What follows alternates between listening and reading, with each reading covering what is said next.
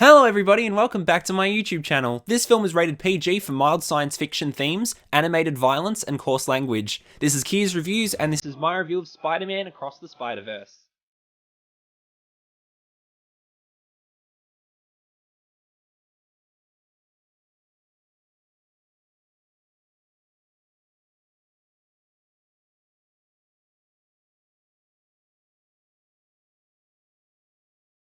While I personally wasn't a fanatic about Spider-Man Into the Spider-Verse like most people are, I still enjoyed, appreciated, and loved the film. But with Spider-Man Across the Spider-Verse, this runs rings around the first one and elevates it, shifts it, and completely demolishes your original expectations and perspectives of the first movie.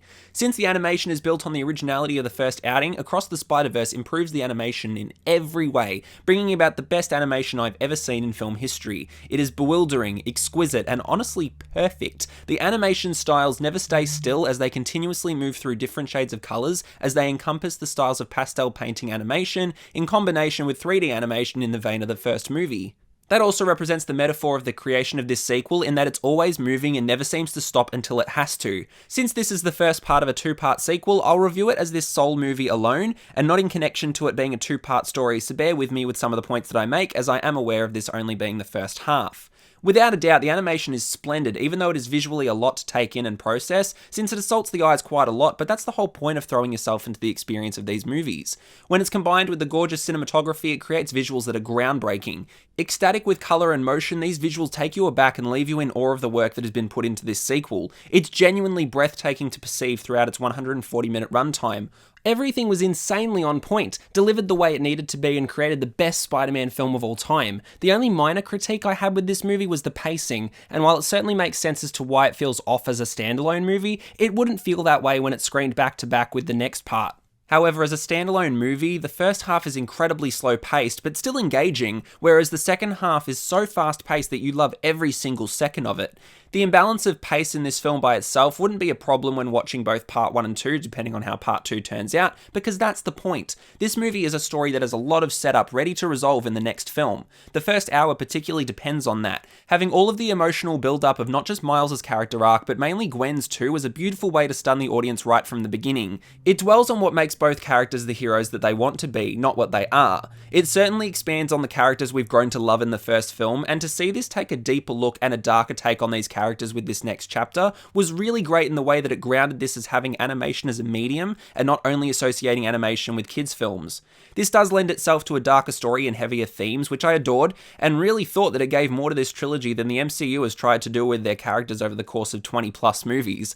Having this setup is imperative to the next movie, but by itself as the one movie, the pacing is the only thing that puts me off adoring every single second of it.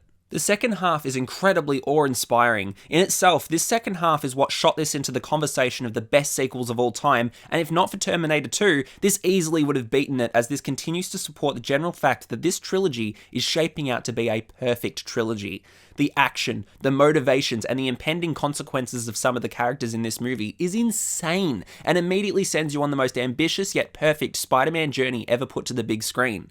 Since a lot of this film is packed full of spoilers, I can't expand upon my thoughts with a lot of what is in this movie, but I can say that it had the biggest cinematic plot twist since The Empire Strikes Back, as it's not just a cleverly written twist for this movie, but it also completely twists your view on how the first film plays out. That huge shift in perspective completely turns the first film on its head and heightens the next rewatch of it that you have planned.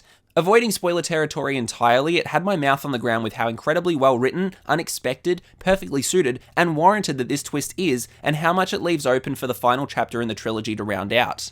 The focus on Miles and Gwen's character arcs, especially when the story elaborates on their relationship, is personally the most engaging part of this trilogy for me, given that it's where the heart of the movie lies. With the live-action Spider-Man films, it's usually Aunt May or Uncle Ben who capture your heart through their deaths or familial resonance, but with the Spider-Verse movies, it's lingering on the relationship that Gwen and Miles are building on during the story. Having a break from all of the controlled chaos that you see in these spectacular action sequences and overabundance of Spider-People cameos, being able to relate and breathe for a moment as these two characters progress their connection is really beautiful. Spider-Man Across the Spider-Verse not only defies what an animated movie should typically include, but also defines a new way of creating animated films and utilizing it for the medium to tell any story, not just stories for kids, but it also defines what Spider-Man should stand for in a way that hasn't been touched on before in Spider-Man film history. It's progressive for Spider-Man narratives, but also for how animated films can be made from now on. The cultural significance and impact that this movie will have is immensely powerful. The voice acting continues to be impeccable as the casting was spot on, but for this time around with all of the different Spider people, there was a lot more pressure on nailing the new additions to the story. Oscar Isaac as Spider-Man 2099, in my opinion, is the best casting over the course of these two films, on par with the casting of Hailee Steinfeld as Spider-Gwen. Isaac's voice has a distinct characteristic that fully nails this role, and he gives the character so much more depth in the time that he's on screen, elaborating on the motivations that Spider-Man 2099 holds just by the tone of his voice. Since a lot of this movie is focused on Spider-Gwen's backstory and journey as much as Miles's is, I personally felt like I learned more and connected more with Gwen in this chapter. Miles had the first chapter, and I felt like this was Gwen's, which I loved. She's a character that everyone fell in love with in the previous film, and to see her fleshed out so much more in this one was brilliant.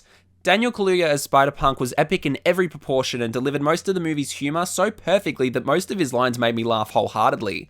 Spider-Man Across the Spider-Verse is a hard movie to review without spoiling anything, but when everything is absolutely perfect, despite my personal issue with this standalone movie having an imbalanced pacing where you can feel the long runtime, even though that's the point of it when it's viewed as the first part of a two-part sequel, you can't ignore the fact that this is one of the most incredible films ever made. It also takes the top spot for being the best Spider-Man film of all time. Everything from the animation to the voice acting to the development of the story, alongside a brilliant twist that changes your perspective on everything put to film so far, I couldn't have been happier as an audience member taking this all in. It is beyond impressive and truly bewilders me as to how much work has gone into this to make the most beautiful visuals and the best animation work of all time. This marks another leap in filmmaking and will forever be remembered as one of the greatest achievements in cinema history, so I'll give Spider-Man Across the Spider-Verse a 10 out of 10. Thank you all so much for watching. Be sure to subscribe to my channel and follow me on Letterboxd and Instagram for all of my latest movie reviews. This has been Kia's Reviews, signing off for now. Don't forget to like, follow, and obey.